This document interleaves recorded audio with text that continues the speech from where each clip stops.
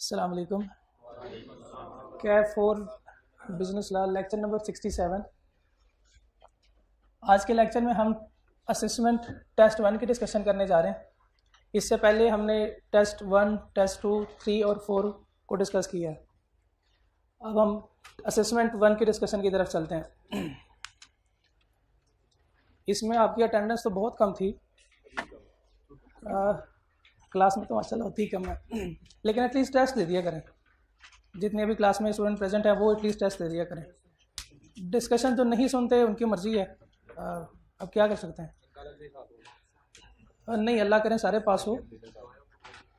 लेकिन इसमें देखें ये है, डिस्कशन सर भी करवा सकते हैं, क्योंकि हमने टेस्ट चेक किए होते हैं, हमें पता होता है आपकी गलतियों का, कि आपने कौन सा क्वेश्चन कितना लिखा है, उसमें क्या लिखा है, क्या लिखना चाहिए था, और स्टूडेंट क्यों फेल होते हैं, क्या लिखे आते हैं जिसकी वजह से फेल होते हैं। ये चूँकि आप टेस्ट के बाद हमारे पास आते हो डिस्कशन के लिए कि सर यहाँ पे एक मार्क्स आपने कम दिया है, इसकी क्या वजह है, तो वो चीज़ हम आपको एक्सप्लेन करते हैं। तो एक एक स्टूडेंट मेरे पास आए, उनको एक्सप्लेन करूँ, उससे बेहतर है कि मैं यहाँ पे खड़ा हूँ, आप सारे मेरे पास आएँ, सारे बैठे हुए हैं, मुझसे पूछें सर यहाँ पे ये हमने ऐसे लिखा था, ये इसको कैसे लिखना था और कितना लिखना था, ताकि हमें फुल मार्क्स हो या पासिंग मार्क्स जो है वो हम गेट कर सकें। तो इसके लिए है आप easily without any delay hesitation आप कोई भी सवाल पूछ सकते हैं। तो डिस्कशन की तरफ चलते हैं। सारे सवाल हमने अटेम्प्ट करने थे, ब्लैक पेन यूज़ करनी है, और आगे चलते हैं डिस्कशन की तरफ। क्वेश्चन नंबर 1, केस स्टडी आ गई। केस स्टडी आ गई, 3-4 लाइनें हैं। केस स्टडी है ना, लग रही है कि केस स्टडी है। टेस्ट नंबर 1 से पहले जब आपको वो बताया गया था, कुछ इंस्ट्रक्शंस थी आप लोगों के साथ जो शेयर की गई कि कैसे हमने इसको अंडरस्टैंड करना है कि भाई ये केस स्टडी है या रिप्रोडक्शन का सवाल है, तो वो चीज़ जो आपको सिखाई गई वो इसलिए थी कि आप देख के परेशान हो। अब इस सवाल को, ये आई कैप में जो है वो इतनी बड़ी बड़ी स्टेटमेंट होती है सिर्फ एमसीक्यूज़ की। अभी आप देखेंगे जब एमसीक्यूज़ की तरफ जाएंगे तो फिर आपने घबराना नहीं है। हाँ, सबसे पहले आपने घबराना नहीं है। स्टेटमेंट बड़ी होगी, आखिर में उसने पूछा होगा लिस्ट द सर्कमस्टांसेस, वही जो हम याद करके आए और रोज़ इसको रिवाइज करते हैं। तो क्वेश्चन नंबर 1 के डिस्कशन की तरफ चलते हैं। Shafiq bought Abid motorcycle factory in Islamabad. On a bath representation that 50,000 motorcycles are assembled in his factory annually. Shafiq later found that the factory has a capacity of manufacture 35,000 motorcycles only per annum. Shafiq now wants to rescind the contract on the grounds that his consent were obtained by misrepresentation. क्या तो सही रहा है, क्योंकि उसने कहा भाई हम जो है वो एनुअली 50,000 मोटरसाइकिल असेंबल करते हैं इस साल में, लेकिन उसे बाद में पता चला जब उसने विजिट किया कि भाई ये तो सिर्फ 3500 मोटरसाइकिल, 35,000 35,000 मोटरसाइकिल बन रही हैं पर एनम। अब वो चाहता है, वो शफीक क्या चाहता है कि इस कॉन्ट्रैक्ट को मैं रीसेंड करूं। रिक्वायरमेंट में पूछा under the provision of contract 1872 list the circumstances under which Shafiq may not be able to rescind the contract. उसने केस कोई और दिया है। यूजुअली बच्चे क्या करते हैं, जो एज अ स्टूडेंट अगर मैं इसको अटेम्प्ट करूं, मैं ऊपर देखूंगा, स्टेटमेंट पढ़ूंगा, स्टेटमेंट पढ़ के मुझे अंदाजा हो गया कि उसने कोई गलत काम किया है। मैंने देखा कि ये भाई ये मिसरिप्रेजेंटेशन है, मिसरिप्रेजेंटेशन है। उसने कहा भाई 50,000 है, लेकिन एक्चुअली जो है वो 35,000 है। अब इस केस में मैं सीधा शुरू हो जाऊंगा कि मैं अपना ये लिखूंगा कि भाई मिसरिप्रेजेंटेशन का केस है, इसमें ये इसके डेफिनेशन है, वर्डेबल है eight the option of agreed party. सही लिखा है मैंने सही लिखा है, लेकिन रिक्वायरमेंट ये नहीं थी। लिखा सही है लेकिन रिक्वायरमेंट नहीं थी। बच्चे गलती ये करते हैं, वो कहते हैं सर मैंने सही लिखा है, इसके तो नंबर दे दें। अगर रिक्वायर ही ये नहीं था तो वो आपने जो लिखा वो गलत हुआ, वो सही नहीं हुआ। बच्चे फिर आते हैं सर एक नंबर तो एटलीस्ट दे दें, एटलीस्ट 0.5 दे दें, लेकिन दे दें कुछ नहीं। हम टिक लगा देते हैं कि आपने सही लिखा है, लेकिन इररिलेवेंट है। आपने सही लिखा है, कोई उसमें गलती नहीं है। क्रॉस काटा कभी कभार मार देते हैं अगर वो आपका गलत भी होता है फिर, लेकिन इसको टिक करके आपको बता देते हैं कि ये है रिलेवेंट नहीं है, बाकी ठीक है, आपने जो लिखा है वो सही लिखा है, लेकिन रिलेवेंट लिखना था, जो रिक्वायर था वही लिखना था आपने। तो इसने इस सवाल में पूछा list the circumstances under which Shafiq may not be able to rescind the contract. वो कौन सी सर्कमस्टांसेस है जिसमें शफीक इसको कॉन्ट्रैक्ट को रिसेंड नहीं कर सकता। 3 नहीं, मेरे ख्याल से 5 है। और वो है भी मिसरिप्रेजेंटेशन के, क्योंकि ये मिसरिप्रेजेंटेशन है ना, या फ्रॉड है। मजे की बात बताऊं, लिस्ट द सर्कमस्टेंस एक्सेप्शन दोनों की सेम है, चाहे आप फ्रॉड की एक्सेप्शन लिखें, चाहे आप मिसरिप्रेजेंटेशन की एक्सेप्शन लिखें, लेकिन लिखनी वही 5 है। वो कौन सी है 5? If agreed party his head means discovering the fact with ordinary diligence without. Number 2, नहीं भाई, ना ऐसे नहीं है। दूसरा पॉइंट कौन सा था? कंसेंट वाला। हाँ जी, if agreed party his made after becoming aware, अगर वो ले लेता है इंटरेस्ट, वो उसका बेनिफिट ले लेता है, इनोसेंट थर्ड पार्टी उसके बेनिफिट ले लेते हैं, तो फिर भी ये इसके कॉन्ट्रैक्ट को हम रिसेंड नहीं कर सकते। उसके बाद he did not act on the basis of such representation. Okay, next. If aggrieved party acquires by means of discovering the truth with ordinary diligence, ये तो हो गया point.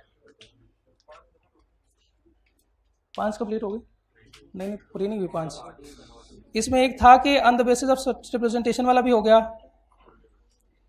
If aggrieved party take a benefit under the contract after becoming aware of the misrepresentation, एक point रह गया, if the party can not be restored to their original position.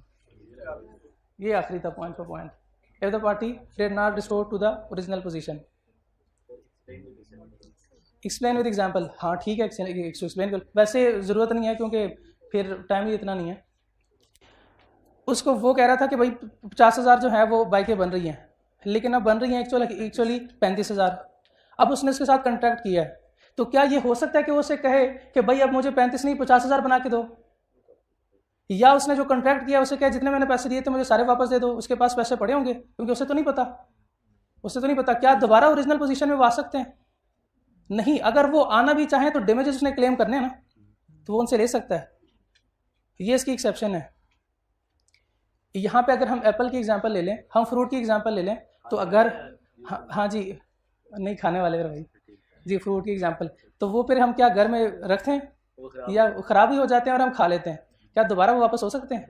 नहीं हो सकते, दोबारा वो वापस नहीं हो सकते। अच्छा, क्या उसमें हमने ये बताना है इसमें कि कॉन्ट्रैक्ट जो है वो वैलिड है, वर्डेबल है, इसकी वैलिडिटी बतानी है? उसने पूछा ही नहीं, उसने सिर्फ लिस्ट द सर्कमस्टांसेस। वैसे मिसरिप्रेजेंटेशन की वैलिडिटी पता है किसी को? वॉइडेबल है eight the option of agreed party. ठीक है,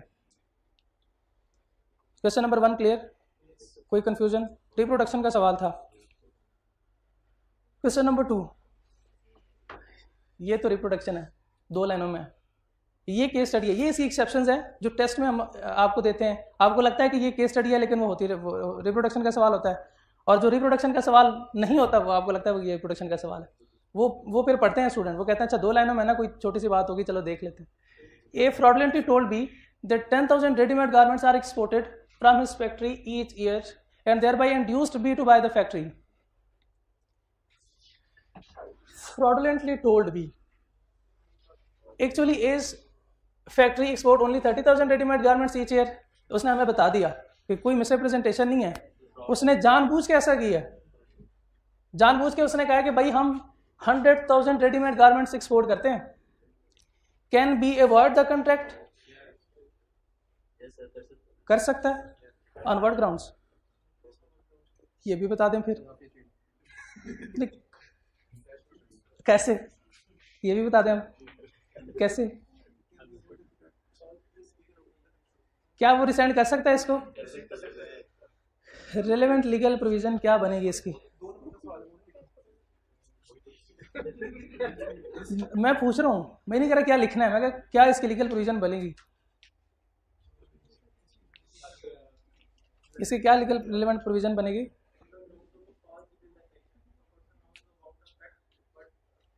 if a person know about the fact,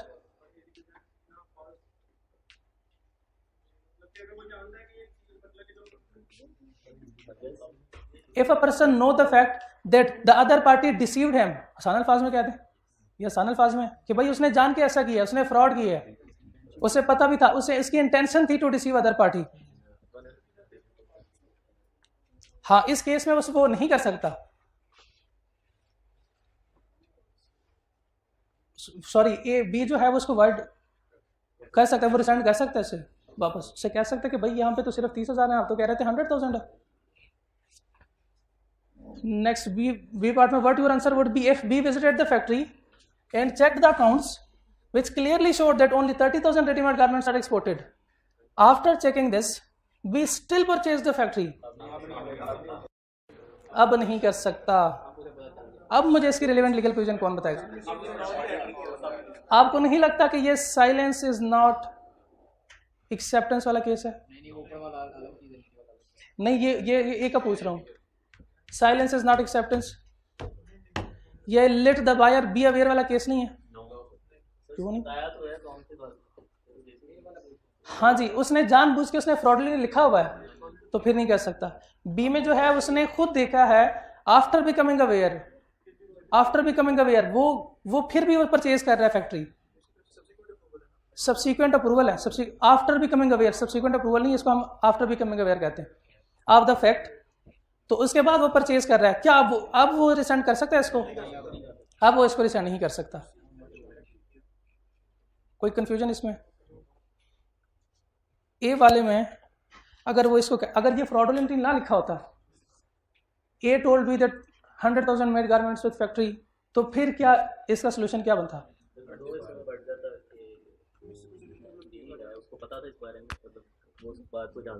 अगर सेलर को पता था, यानी अगर कौन सेल कर रहा है? ए। अगर ए को पता था कि एक्चुअली में 30,000 गारमेंट्स जो है वो हम एक्सपोर्ट करते हैं, और वो बताता उसे 1 लाख रिप्रेजेंट करता, तो फिर ये होता फ्रॉड। अगर उसे भी नहीं, ए को भी ये पता नहीं था कि एक्चुअल में कितने बन रहे हैं और हम कितने एक्सपोर्ट कर रहे हैं, तो फिर क्या ये मिसरिप्रेजेंटेशन होती? मैं ये कह रहा हूं अगर फ्रॉडुलेंटली का वर्ड ना लिखा होता तो फिर ए का सोल्यूशन क्या होता? हम इसमें क्या लिखते, क्या सोल्यूशन बनता इसका? तो फिर दोनों केसेस हम लिख सकते थे, लेकिन 2 नंबर के साथ हमें कोई एक भी बता दें, दोनों की एक्सेप्शन भी सेम है, दोनों की वैलिडिटी भी सेम है, कुछ भी बता देते उससे दोनों सोल्यूशन ठीक होते। अगर 2 स्टूडेंट में से एक वो फ्रॉड वाला लिखता, दूसरा मिसरिप्रेजेंटेशन की बात लिखता, तो दोनों में कोई मसला नहीं था, will be considered correct answer. ठीक है, इसमें कोई कंफ्यूजन किसी को? क्वेश्चन नंबर 3 की तरफ चलते हैं। ओहो, जन्नत baby is a wealthy old widow who owns 3 bungalows in Lahore, Model Town, Faisal Town. Until recently, she suffered from hallucination that she was pursued by demons. About 2 months ago, she enrolled herself for the treatment offered by a spiritual advisor. वो अपने गुरु के पास गई। She was receiving treatment as a resident at the spiritual advisor house. He told her that he needed a bungalow to house the person seeking his treatment and impressed upon her that her assistance was required in this matter. अब उसे ज़रूरत है एक bungalow की, तो उसने कहा मुझे तो एक बंगलो की ज़रूरत है ताकि मेरे जितने भी पेशेंट आए मैं उसको ट्रीट करूं। This prompted Jannat Baby to state that she would help the spiritual advisor as soon as she recovered from her ailment. उसने उसे वादा किया कि मैं आपको एक बंगलो अपना देती हूँ। अमीर। She returned home last week. A day after she returned home, she signed a contract. जिस बाद में आके उसने contract भी कर दिया। Spiritual advisor lawyer agreeing to sell one of her bungalows in Lahore to spiritual advisor for Rs 8 million. The market value of the 20,000 का bungalow जो है वो सिर्फ 8 मिलियन में होता है, 20 मिलियन का, सॉरी 20 मिलियन, हाँ जी 20 का वो 8 मिलियन में वो सेल कर रही है। Now see that she regret having signed the contract, अब उसे होश आया, and seeks your advice whether she could avoid the contract on any ground, क्या वो कर सकती है? फिर मेरा वही सवाल है, if yes on what ground? इस बार कज़ाफी नहीं, ना ना ना ना,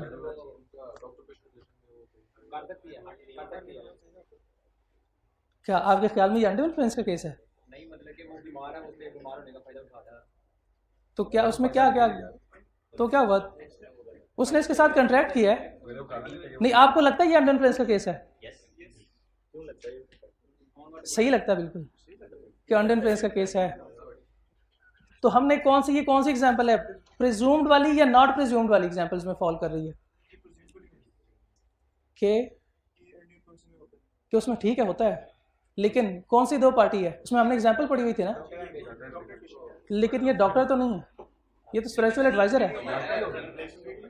स्पिरिचुअल एडवाइजर है, वो ट्रीटमेंट कर रहा है। हाँ, जरूरी नहीं है कि वो डॉक्टर का वर्ड यूज करे और कहे कि भाई ये आर्थोपेडिक है या ये फलां वो।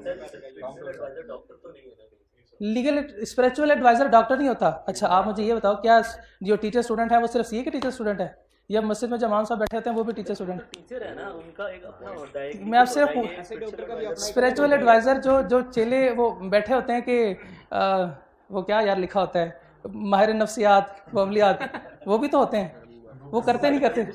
साइकोलॉजिस्ट भी डॉक्टर में फॉल करते हैं, तो ये क्या साइकोलॉजिस्ट नहीं है आपको लग रहा? तो ऐसे कुछ डॉक्टर ऐसे भी होते हैं। इससे पुराने जमाने में कोई डॉक्टर होते थे? घर में भी तो इलाज होता है ना, हकीम, वो भी इलाज, ये वही है, उसी में फॉल करता है ये जरूरी नहीं है, कि वो डॉक्टर का वर्ड यूज करेगा, लेकिन सिचुएशंस वो ऐसे क्रिएट करेगा कि आपको लगेगा स्ट्रेट फॉरवर्ड कि भैया डॉक्टर ही है। अब यहाँ पे उसकी ट्रीटमेंट चल रही है ना, ये तो अंदाजा हो गया सिचुएशन को देख के कि ट्रीटमेंट चल रही है। अब इससे हमने यह हस किया कि ये डॉक्टर और पेशेंट वाला सिनेरियो है, तो क्या उसमें अंडर इन्फ्लुएंस परज्यूम्ड और नॉट परज्यूम्ड? परज्यूम्ड करेगा, ठीक है। आप एडवाइस जन्नत बेबी, अब इसको एडवाइस करें, वो चाहती है कि अब इसको कॉन्ट्रैक्ट को जो है वो रीग्रेड करना चाह रही है। अब क्या वो कर सकती है? हाँ, कर सकती है कि ला, हम लिखेंगे कि ला इसको प्रज्यूम करता है, और ये कर सकती है इसको। ये कंसिडरेशन वाली बात लिखनी चाहिए नहीं जी। आप एडिकेसी और एनएडिकेसी की तरफ जा रहे हैं, ठीक है। तो रिस्टोर करना पड़ेगा, रिस्टोरेशन है। अच्छा, आप कह रहे हैं कि ये केस जो है वो प्रज्यूम्ड वाला केस भी है, तो बर्डन ऑफ प्रूफ किसके ऊपर है? बर्डन ऑफ प्रूफ टेस्ट भी नहीं दिया। एक मिनट ना 39 मार्क्स कैसे हो सकते हैं?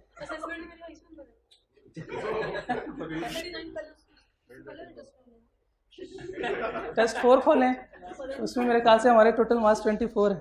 29 होंगे, 29 लिखा होगा वो। आप अच्छा एक्स्ट्रा मार्क्स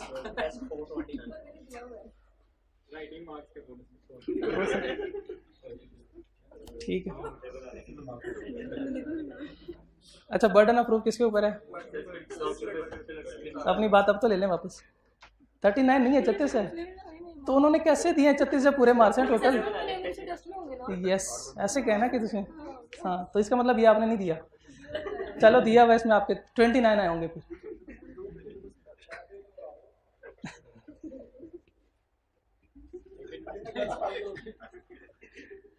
ठीक है, ओके, ठीक है।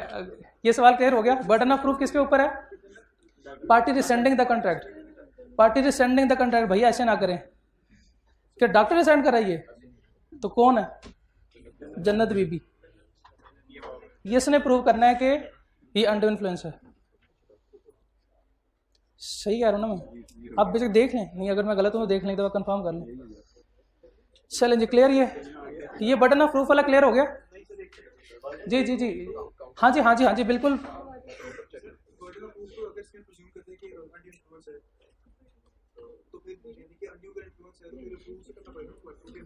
कंफर्म कर लीजिएगा कि किसके पार्टी रिसेंडिंग द कॉन्ट्रैक्ट के ऊपर है। हाँ, ठीक है। पार्टी किसके ऊपर? स्पिरिचुअल एडवाइजर के ऊपर, यानी पार्टी इन्फोर्सिंग द कॉन्ट्रैक्ट के ऊपर, वो इन्फोर्स कर रहा है लीगल एडवाइजर, स्पिरिचुअल एडवाइजर। हाँ, ठीक है। यानी आप ये कहना चाह रहे हैं कि बर्डन ऑफ प्रूफ वो डॉक्टर यानी पार्टी इन्फोर्सिंग द कॉन्ट्रैक्ट के ऊपर है, तो इस केस में स्पिरिचुअल एडवाइजर के ऊपर है। ठीक हो गया, ये लें। नहीं अभी कर दूंगा। Explain in the following scenarios whether party A has committed fraud with party B. हमने इसको बताना है कि क्या उसने फ्रॉड किया इसके साथ कि नहीं।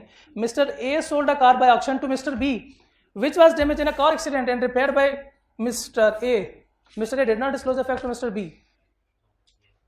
ऑक्शन में उसने कार बेची है, मिस्टर बी, क्या ये फ्रॉड है? Let the buyer be aware. उसने पूछा, ए ने कुछ बी ने कुछ पूछा है कि भाई इसमें कोई मेजर डैमेजेस तो नहीं है? इसने पूछा भी नहीं है, लेकिन इसने रिपेयर करवाई है कार। हाँ जी, मटेरियल फैक्ट ए के लिए, इसके इस पार्टी के लिए, सेलर के लिए जरूरी नहीं है कि ये सारे मटेरियल फैक्ट डिस्क्लोज करे, इसके लिए जरूरी नहीं है। ये मिस्टर बी को, ये जो दूसरी पार्टी है, इसको पता होना चाहिए, इसको पता होना चाहिए, इससे पूछना, पहले पूछना चाहिए इसको कि हाँ भाई कोई मटेरियल डिफेक्ट तो नहीं है, इसमें कोई डिफेक्टिव पीस तो नहीं है, ये वेर वाला केस है। यानी अगर वो इसमें साइलेंट है तो ये is not a fraud. Mister A car was damaged in an accident and repaired by him. Mister B purchased car from mister A on a condition that major repair was not carried on in past. Mister A said nothing. उसने पूछा हाँ भाई कोई ऐसा बड़ा मसला तो नहीं हुआ, कोई मेजर रिपेयर तो नहीं है? उसने कहा नहीं, कोई कुछ भी नहीं हुआ। हाँ, ये कौन सी सिचुएशन है? Silence is equivalent to speech, silence is equivalent to speech. अब उसे बताना चाहिए, उसके पूछने पे उसे खामोश नहीं रहना चाहिए कि नहीं ऐसा कोई मसला नहीं हुआ। उसने लिखा हुआ है मिस्टर ए सेड नथिंग, उसने कुछ भी नहीं कहा, उसने कुछ भी नहीं कहा। ऐसा नहीं करना चाहिए था उसे बताना चाहिए था हाँ भाई इसमें मटेरियल डिफेक्ट है, पास में ऐसा वकूआ हुआ है। तो ये फ्रॉड है कि नहीं? ये फ्रॉड है। और ये पहला केस, ये फ्रॉड नहीं है। इसके अंदर रिलेवेंट लीगल प्रोविजन आपको मिक्स करके लिख दें। वो जब आपको बताया गया था ना इसको कैसे डिजाइन करना है, यानी कैसे इसको लिखना है, उसमें यह था कि आप किसी एक पोर्शन को या ऊपर प्रोविजन को आप उसको ओमिट कर सकते हैं, लेकिन ओमिट आपने उस तरतीब से करना है कि वो वर्डिंग भी आनी चाहिए, वो टर्मिनोलॉजीज आनी चाहिए। यानी जो silence is equivalent to speech वाली, ये 2-4 अल्फाज आने चाहिए, ये 2-4 अल्फाज आने चाहिए। बाकी ठीक है, बाकी तो आपने वही लिखना है, मिस्टर ए का वर्ड नाम यूज करना है और बस डैमेज वगैरह यही लिखना है। मैं इसका एक आसान हल ना बताऊं आपको। आप लोग कुछ बच्चे आते हैं वो कहते हैं सर किताब से तो याद कर लेंगे, वो तो याद कर लेते हैं, लेकिन जो decision and bases of decision है उसमें मसला होता है। उसको वो हमने कैसे प्रेजेंट करना है? नहीं, कुछ बच्चे आते हैं जो कहते हैं कि रिलेवेंट प्रोविजन हम याद कर लेते हैं, रट्टा लगाना है तो वो हम लगा लेते हैं, लेकिन बाद में उसको कैसे? अच्छा, आपके साथ उल्टा हो रहा है, उलट हो रहा है।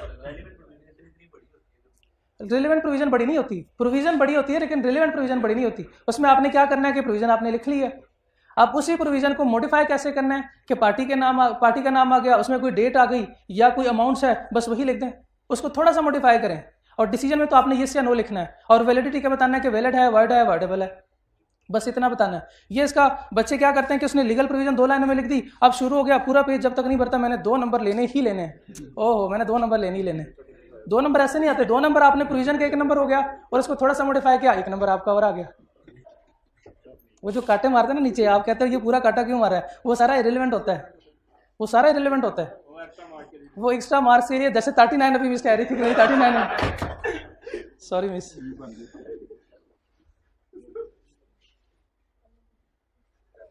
वो सही करें। क्वेश्चन नंबर 5, क्वेश्चन नंबर 4 में कोई मसला है किसी को? क्वेश्चन नंबर 4 में कोई मसला, कोई परेशानी? हाइब्रिड वालों को कोई मसला? आवाज आ रही है? अच्छा, गुड, आ रही है, ठीक है, नहीं ठीक है, ठीक। Briefly explain whether there is a valid agreement in following cases.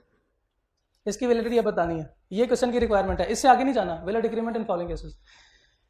Situation A and B entered into agreement whereby they agreed that neither of them would appeal against the trial court decision in respect of dispute between them. Valid है किस base पे? मुझे justification बता दें। Arbitration में लेके जा सकते हैं। क्या आपको नहीं लगता कि ये agreement in descent of legal proceeding वाला केस है?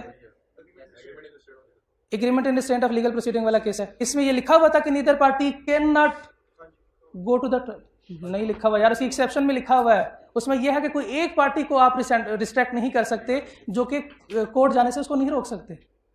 सिंगल पार्टी को आप नहीं रोक सकते। अगर दोनों पार्टी का म्यूचुअल ये एग्रीमेंट हो कि neither party will go to the trial court, तो ये उसकी एक्सेप्शन थी।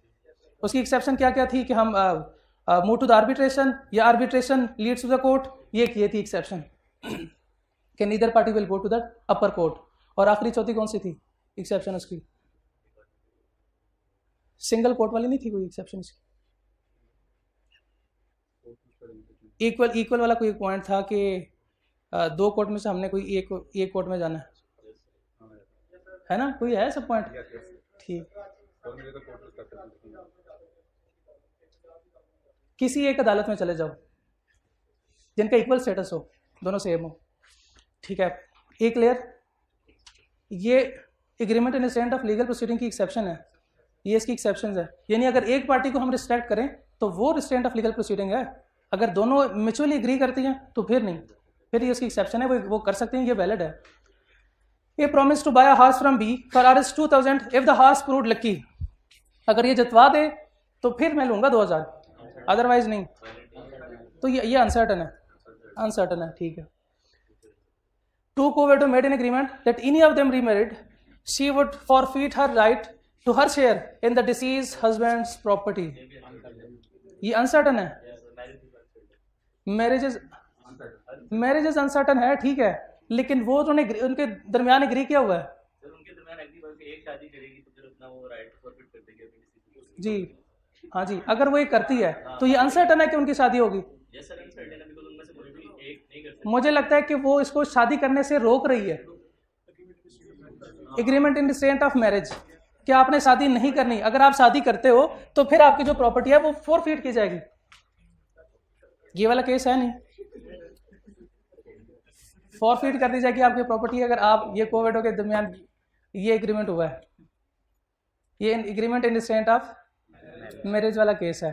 तो क्या ये वैलिड है, वॉइड है या वॉइडेबल है? वॉइड है, ये वॉइड एग्रीमेंट वाला केस है, उसकी हमने एग्जांपल पढ़ी थी।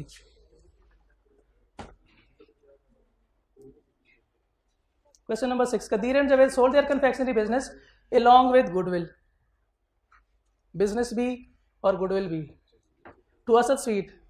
दे आल्सो एग्री नॉट टू, इधर से आपको आइडिया हो गया होगा कि कौन सा सवाल है कि नहीं होना चाहिए कि गुडविल भी वो सेल कर रहे हैं, तो सेल ऑफ गुडविल वाला केस है ये।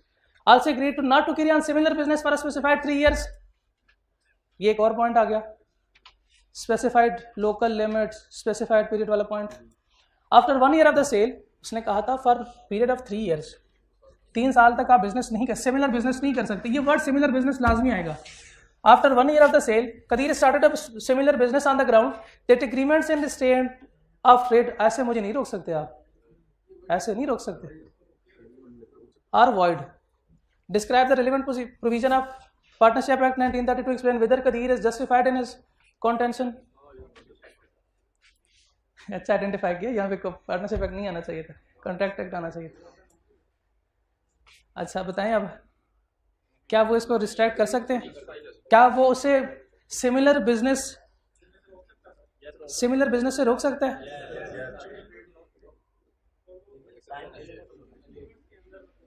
रिलेवेंट लीगल प्रोविजन क्या बनेगी इसकी?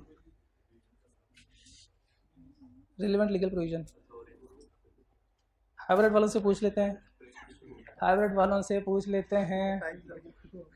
वाले कोई बता दे। नहीं वैसे नहीं पूछा यार, कोई बता दें यार, हाइब्रिड वाला दे दें, माइक दे दें।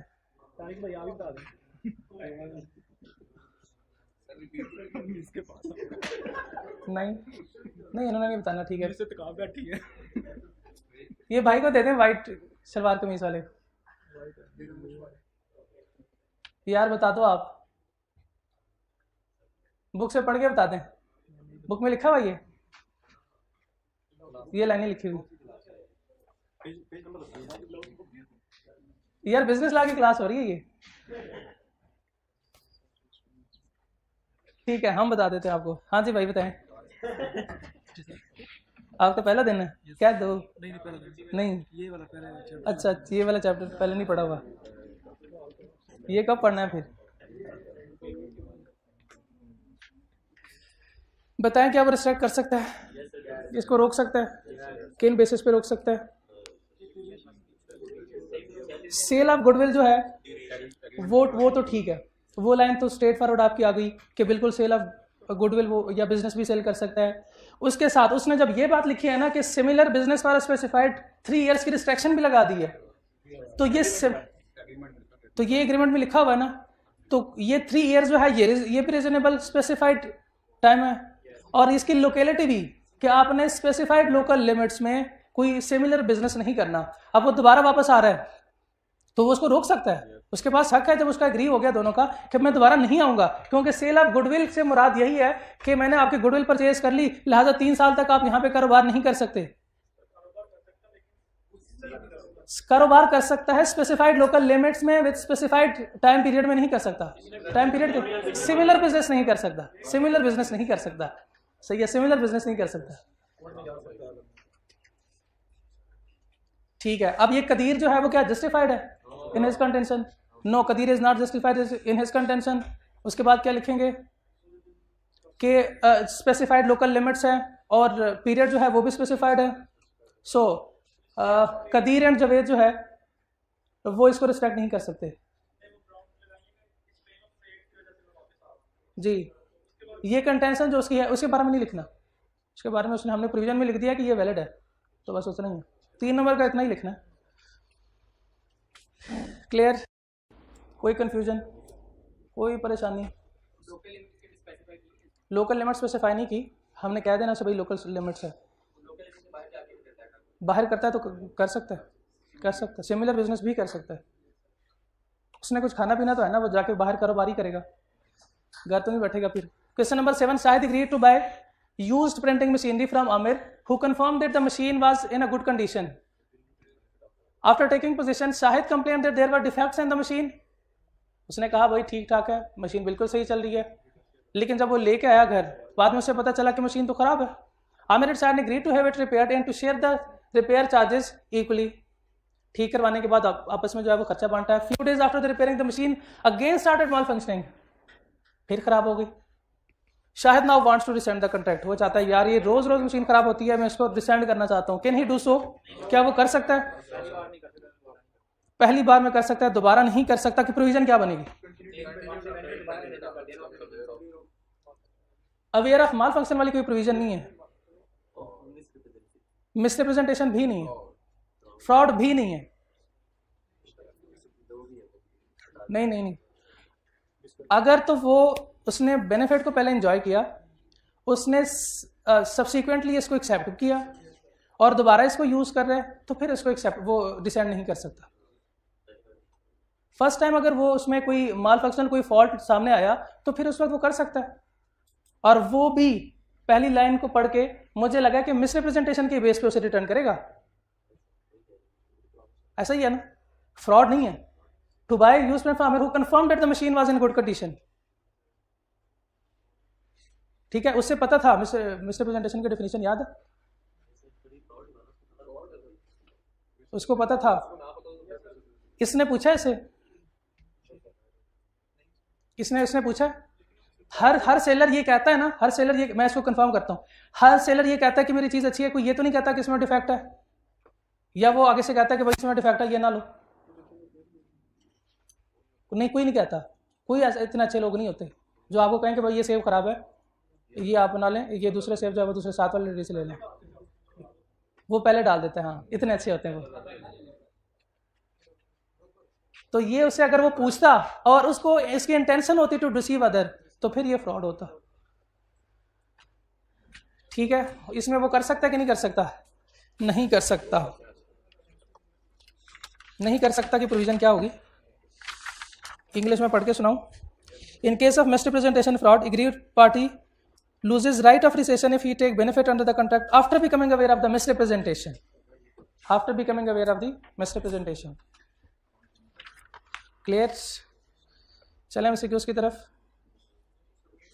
कोई इसमें सवाल? कोई सवाल नहीं। MCQs की तरफ चलते हैं। Select the most appropriate answer. Definition उसने पूछी है, पिछले टेस्ट में भी उसने ऐसे ही किया था कि 1-2 डेफिनेशन हमसे पूछी थी।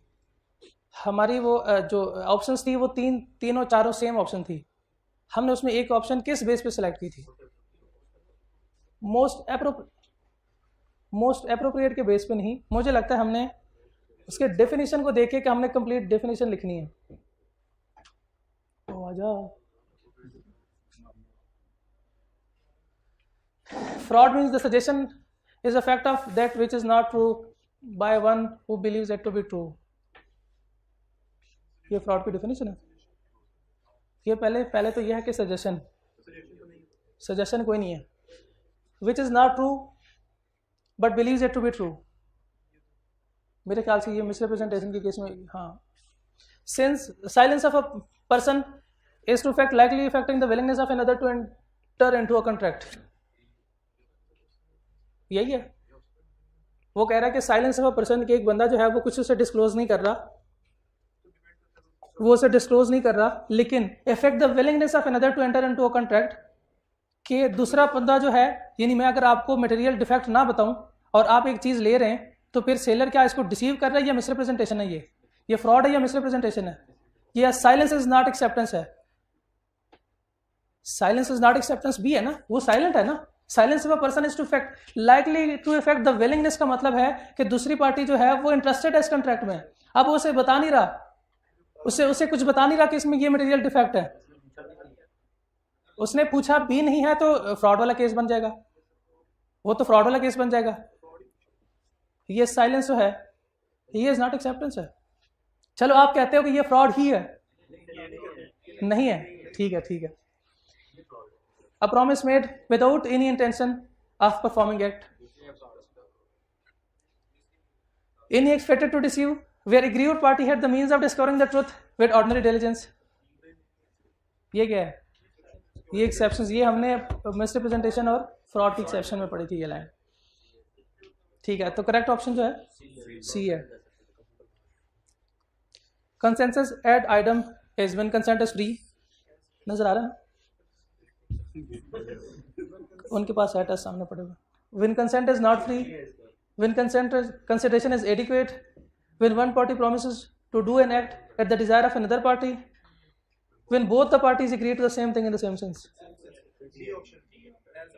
D option है, both the party agree to the same thing in the same sense। MCQ number 3, J is indebted to K, but due to financial crisis, he is not able to pay him.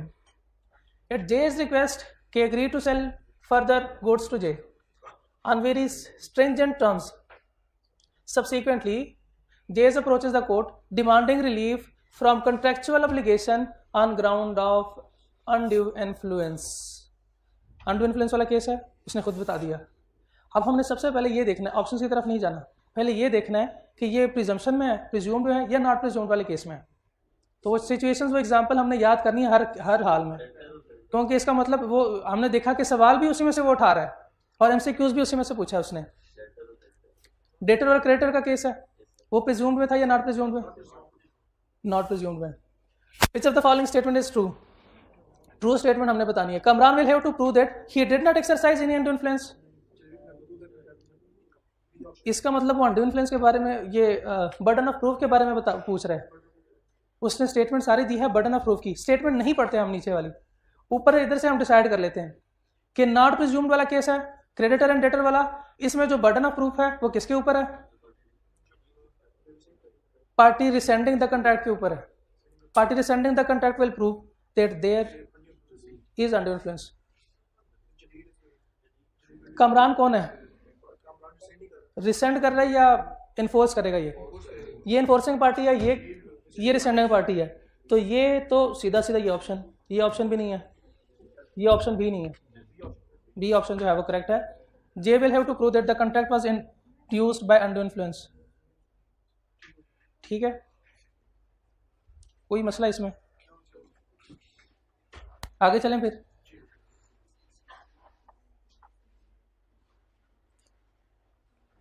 Mr. Saad agreed to pay Aris 500,000 to Hafsa if she delivered a judgment in his favor in a suit. Hafsa gave the judgment in Saad's favor, but he later refuses to pay any money. In this situation, can Hafsa claim the amount? कैसे? आपको क्या पता कि वो तो उसके favour में भी हो सकता है, यानी हो सकता है कि साद राइट पे हो, हक पे हो। हाँ जी, उसने फिर भी किया, एक अनलॉफुल एक्टिविटी है कि आप ऐसे किसी की गवाही नहीं दे सकते। हाँ जी, ये कोर्ट के खिलाफ है, अगर वो आपको बुला लें तो फिर हो सकता है, अदरवाइज नहीं। करेक्ट ऑप्शन यस या नो? नो, यस वाले तो दोनों गए। No because the agreement was voidable at the option of Saad only. No because the agreement was void due to unlawful activity. हाँ जी, ये अनलॉफुल एक्टिविटी है, ये हमारी एग्जाम्पल है वाइड एग्रीमेंट में से। इसका मतलब वाइड एग्रीमेंट में से वो एग्जाम्पल भी पूछ रहे हैं, और पूछ सकता है क्या। आखिरी MCQs। Haris has 2 horses. One of the horses is pure bred. He agreed to sell one horse to Abdullah, who gives his consent, believing that he will receive a pure bred horse, whereas Haris thinks that he would sell the other horse. What is the status of the contract between Haris and Abdullah? Status of contract void है या voidable है? void ही होगा, voidable को काट दें, ये B option है ही नहीं। void on account of unilateral mistake, क्या ये यूनिलेटरल मिस्टेक है? यूनिलेटरल मिस्टेक नहीं है, क्योंकि दोनों को नहीं पता।